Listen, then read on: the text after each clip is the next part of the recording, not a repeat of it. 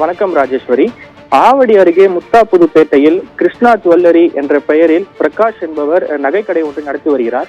இன்று மதியம் சுமார் 12 மணி அளவில் அவரது கடையில் ஆள் நடமாட்டம், அதாவது வாடிக்கையாளர்கள் இல்லாத சமயத்தில் நோட்டமிட்டு கடைக்குள் புகுந்த 4 பேர் 2 ரிவால்வர் வகை துப்பாக்கியை காட்டி மிரட்டி பிரகாஷின் வாய் கை கால்களை கட்டி போட்டு கடையில் இருந்த 1.5 கோடி மதிப்பிலான தங்க நகைகள், அதாவது தங்கம், வெள்ளி மற்றும் வைர நகைகளை கொள்ளையடித்ததுடன் கள்ள வெட்டியிலிருந்து 5 லட்சம் மதிப்பிலான பணத்தையும் அவர்கள் எடுத்து சென்றுள்ளனர்.